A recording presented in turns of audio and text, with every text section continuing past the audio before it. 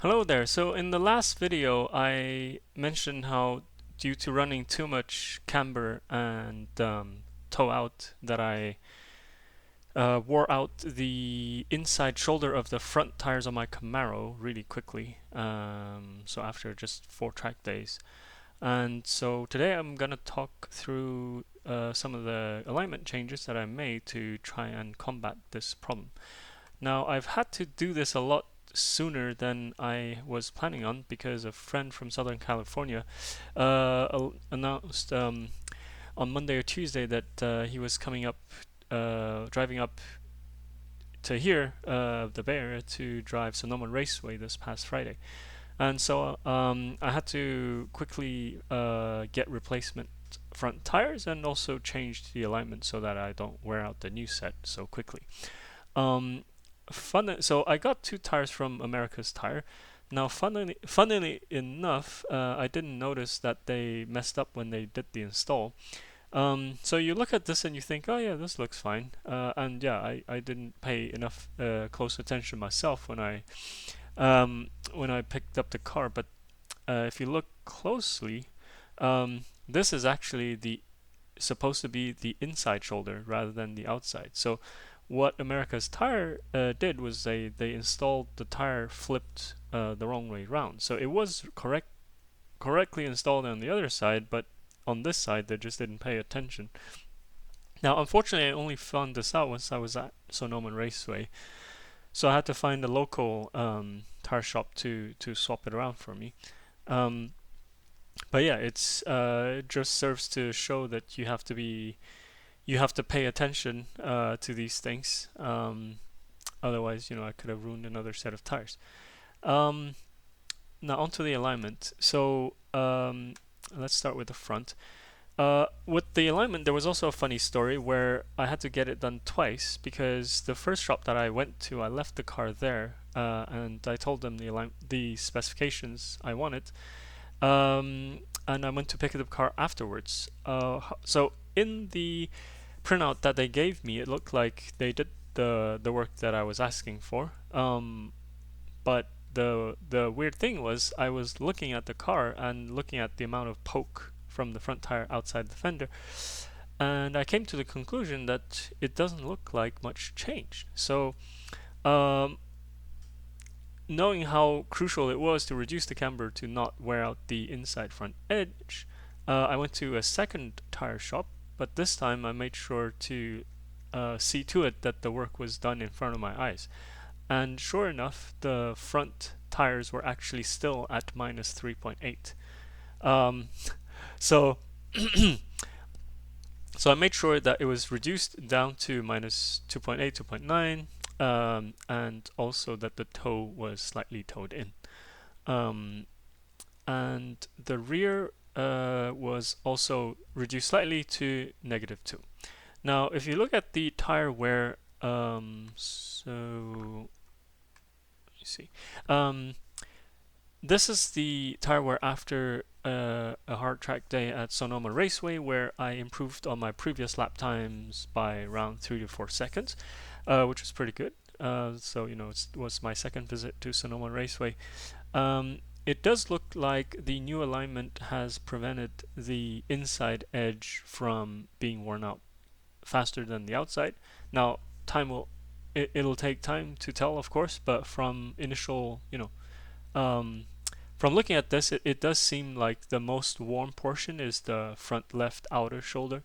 Sonoma Raceway is also clockwise, so it is expected that the front left gets worn faster than the front right.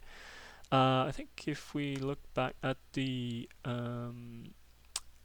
if we look at the alignment specifications, it is also visible that the front left had a slightly less camber than the front right. So what we're seeing is all quite logical.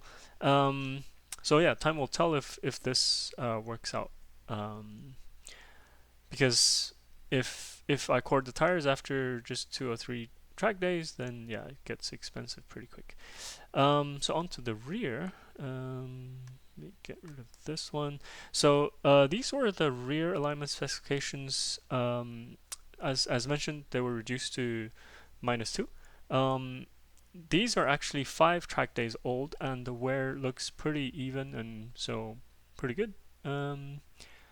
Looks like the left is slightly more worn than the right, which is also as you would expect with Sonoma Raceway being a clockwise track.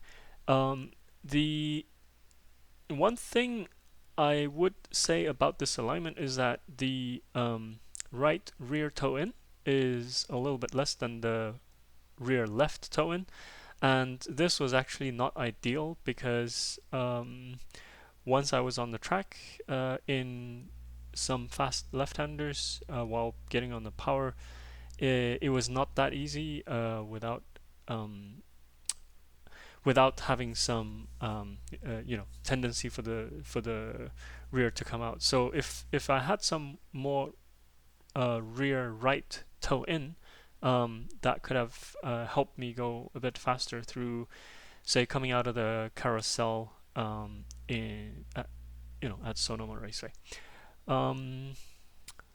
So let me see. Oh, very important point that I forgot. So in my very first session, let me start first with this. So in one of my prior videos, I mentioned how one of these aftermarket TPMS tire sensor kits is a no-brainer and is one of the best mods you can make to your car if you're tracking, especially if you're tracking your car. The kits are so inexpensive compared to the cost of tires that it's more or less a no-brainer. But more than performance, it is also crucial for your safety. Now, because in my case, I went onto the track in my first session with all 4 tires at 2.2 bar. So you typically start off with pressures a little bit lower than what you would target once the tires are hot. And so then with the TPMS system, you would keep an eye on your tire pressures. And in my case, all all all of the tires were expected to come up to about 2.4, 2.5 bar when they were hot. Now there was one tire that wasn't coming up to pressure, which was the right rear, and it was actually dropping, and I noticed it dropped to 2.0 where the others were already at 2.4. So at this point I slowed right down and pulled off the track. By the time I pulled off the track, it was already down to 1.5, and so I definitely had a puncture, and by the time I got to the tire shop, it was down to 0.4. So it just shows how important it is to keep the tire pressure close to within your visual field of view, so that you can get warned if you do have a puncture. Now, punctures do happen on track, and they do cause accidents.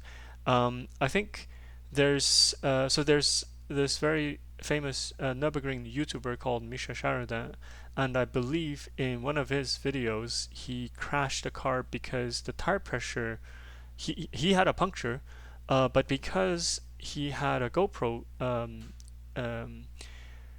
filming the speedometer, when the TPMS system's warning came on to notify him that one of the tire was low on pressure, he couldn't see it and he wasn't warned, and so he went off. Because you see it in racing all the time. Like once a tire gets cut or has a puncture, then and if the driver didn't notice, then it's very easy to go off. So definitely, if you're driving on track, just if you have an onboard TPMS system, make sure that you go to that screen. It is clearly visible, or get one of these cheap TPMS sensors off Amazon, eBay, whatever. You can set these up to give you an audible warning whenever tire pressures go either above or below a certain zone, or if the temperatures go outside of a certain zone. This will help you both, conserve your tires, so that when they go over the the best temperature or pressure range, but it'll also save your life when you have a pressure when you have a puncture. So hope that was useful. Let me know what you think in the comments. And yeah, till next time.